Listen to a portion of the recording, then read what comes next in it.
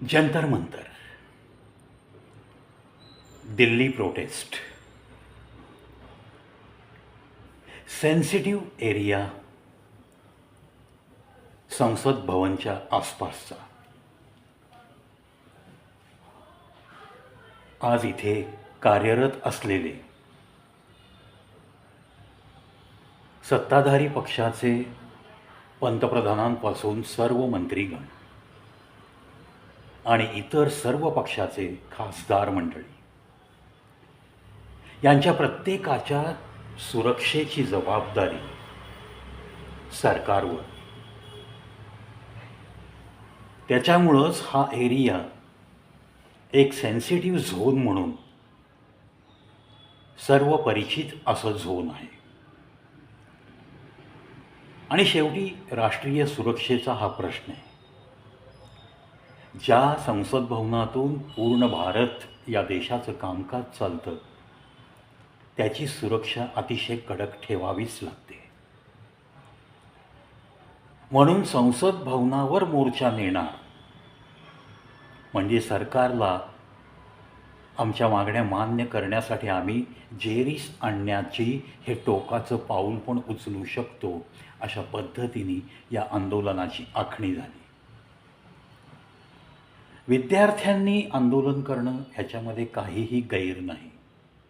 ज्या काही घटना घडल्यात त्याच्यामुळं विद्यार्थ्यांना त्यांच्या शिक्षणाच्या बाबतीत काही ना काही आमूलाग्र बदल झाले पाहिजेत, अशा मागण्या असणं रास्त आहे.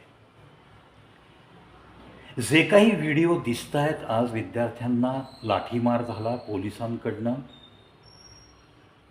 याचा निषेध नक्कीच आहे. परंतु before every reaction there is always some action. ॲक्शनची रिॲक्शन असते, हा साधा आणि सरळ नियम आहे. वर्दीतल्या लोकांना जोपर्यंत वरून काही आदेश येत नाहीत तोपर्यंत त्यांचे हात बांधलेले असतात. आणि म्हणूनच तुम्ही कित्येक वेळा पाहिलंत ना, पूर्वीच्या काळात जम्मू आणि काश्मीरमध्ये हातामध्ये रायफल घेतलेल्या वर्दीतल्या सैनिकालासुद्धा जम्मू काश्मीरमधली 17 ते 30-32 या वयामधली मुलं, जी काश्मीरी मुस्लिम मुलं, सरळ सरळ त्या वर्दीतल्या सैनिकाला दगडं मारायची, येऊन लाथा घालायची. हातात रायफल असलेला सैनिक हतबलपणे खाली मान घालून निघून जायचा. संयम, राग कोणाला येणार नाही हो. कोण कोणाला लाथ घातल्यानंतर गप्प बसेल? तरीसुद्धा संयम बाळगून हे वर्दीवाले शांत असतात. त्याच्यामुळं जे काही घडलं आहे त्याच्यामध्ये नक्की काही ना काही ॲक्शन आणि मग रिॲक्शन. त्यातून फक्त विद्यार्थ्यांचं हे धरणं आंदोलन असलं असतं तर त्या काठीची गरज लागलीच नसती. परंतु या विद्यार्थ्यांच्या आंदोलनाच्या आड तोंडाला रुमाल बांधून काही समाजकंटकांची या विद्यार्थ्यांच्या मॉबमध्ये एंट्री झाली आहे असं इनपुट जेव्हा मिळालं आणि तशीच हालचाल जेव्हा दिसली आणि त्या लोकांनी जेव्हा पोलिसांवर आणि तिथून जाणाऱ्या लोकांवर विनाकारण आक्रमण सुरू केलं, त्यातल्या त्यात इन्स्पेक्टर नंदकुमार यांना 50 ते 100 लोकांच्या मॉबनी घेरून कदाचित त्यात त्यांचा जीव पण गेला असता. हेड इंजुरी झाल्यात, कित्येक पोलिसांना जखमा झालेल्या, पाठीवरती वार केलेले आहेत. ह्या सगळ्या गोष्टी विद्यार्थ्यांनी केल्या असं कोणाचंही म्हणणं असणं कदापि शक्य नाही.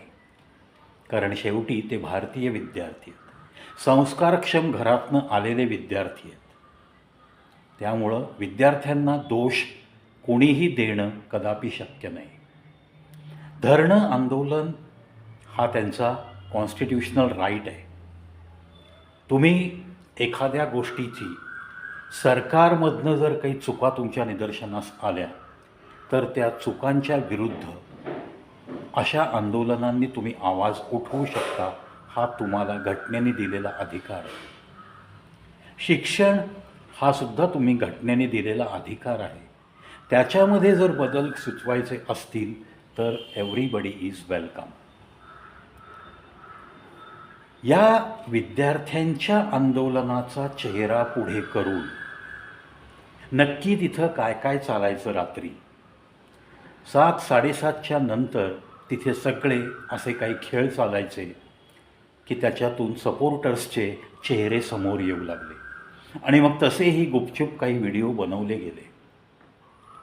आता या आंदोलनाच्या ठिकाणी असंही दिसलं की सनातन धर्माच्या विरुद्ध काही पुस्तकं, म्हणजे रामायण ही काही कथा आहे, काल्पनिक आहे की खरं आहे, याच्यावरती एक पुस्तक आता ते आंदोलनाच्या ठिकाणी विक्रीसाठी ठेवण्याची मला नाही वाटत की विद्यार्थ्यांच्या आंदोलनात या पुस्तकाची गरज, याचं सर्क्युलेशन होणं, रात्री अपरात्री नको त्या लोकांचा तिथे वावर दिसणं आणि मुख्य गोष्ट आंदोलनात जशी जशी गर्दी वाढत गेली तशी तशी ऑनलाईन पदार्थांची orders, delivery at Jantar Mantar but order is booked from कतर, सौदी अरेबियातून ऑर्डर्स बुक केल्या जायच्या, पैसा दिला जायचा आणि खाद्यपदार्थ यायचे.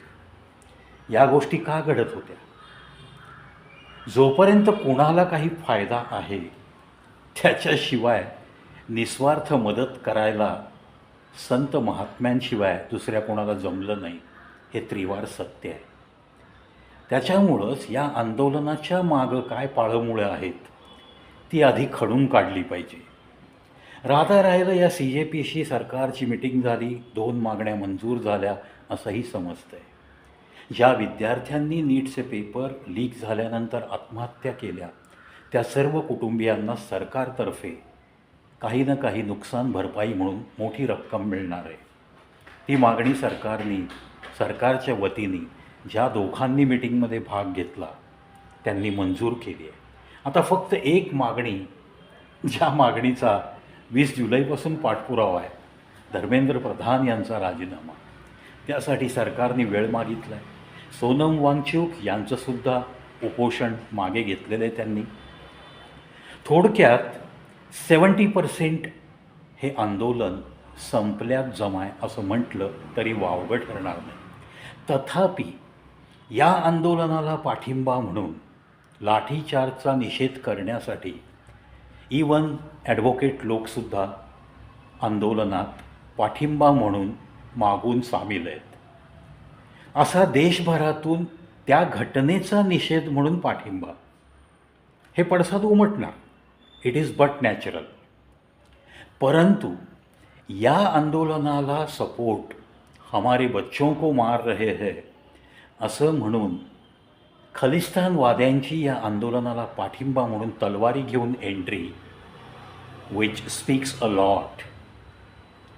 त्यांच्या मागं शेतकऱ्यांचा जथ्था, ज्याप्रमाणे किसान आंदोलनला ट्रॅक्टर्सनी सर्व लोक पंजाब हरियाणा इकडून निघून दिल्लीकडं कूच करत होते, तीच पुनरावृत्ती पुन्हा शेतकऱ्यांची दिसली, पंजाबमधल्या काही शेतकऱ्यांची.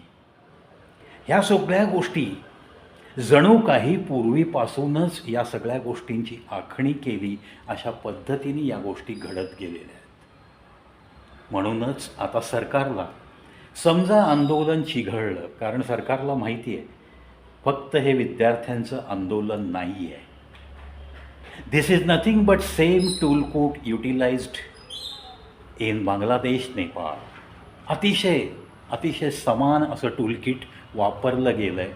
लोक त्यात अशीच वापरली गेली आहेत. पैसे देऊन काही सेलिब्रिटीजचा सपोर्ट मिळवला जातो आहे, हे सुद्धा सिद्ध होतं आहे.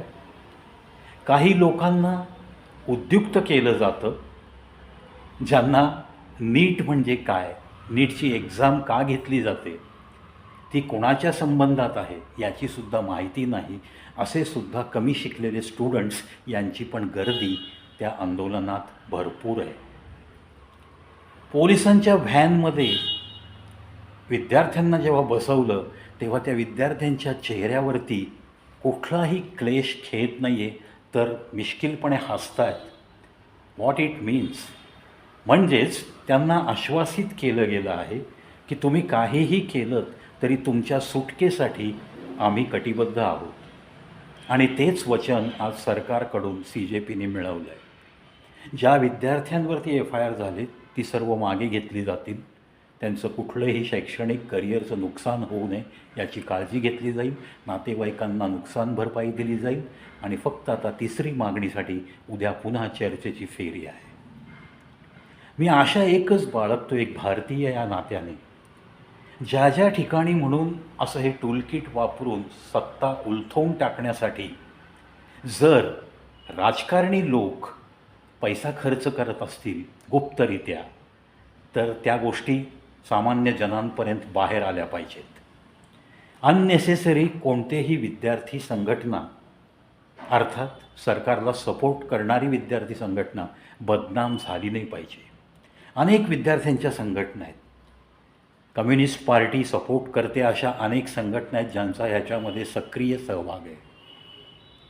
भाडोत्री गुंडे ज्यांनी दगडफेक केली, ज्यांनी पोलिसांना वर्दीला मारहाण करण्यासाठी उद्युक्त करत स्वतः पण मारहाण केली, असे काही भाडोत्री गुंडे नंतर यथावकाश हे सगळ्या गोष्टी बाहेर येतील. आशा एकच बाळगतो, कोणत्याही विद्यार्थ्याला जर त्यांनी काही केलं नसेल तर विनाकारण कुठेही त्याला गुंतवलं गेलं नाही पाहिजे, त्याचं करिअर बर्बाद झालं नाही पाहिजे. या आशा आणि अपेक्षा आपल्या भारत देशात इतका तरी अन्याय घडणार नाही याची मला तरी खात्री वाटते. पण पडद्याआड ज्यांच्या सपोर्टनी हे सगळं काही चाललं आहे, ज्या राजकारण्यांना स्वतःची पोळी भाजून घेण्यासाठी खूप मोठी उत्सुकता लागून राहिली आहे, स्वतः चाललेल्या डेव्हलपमेंटच्या अगेन्स्ट काहीही करू शकत नाहीत, त्यामुळं कुठेतरी हिंसा घडवायची आणि सरकारी मालमत्तेचं नुकसान करत राहायचं, ज्याचा सगळा परिणाम टॅक्स पेयरवरती येणार.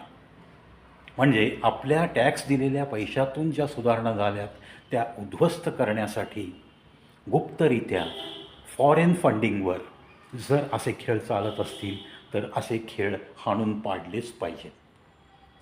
चिलखती गाड्यांचा ताफा आता दिल्लीकडे रवाना झाला आहे, कारण शेवटी सरकारला मॉन्सून सत्र चालू आहे आपल्या संसदेचं. सर्वतोपरी सगळी काळजी घ्यावी लागणार आहे.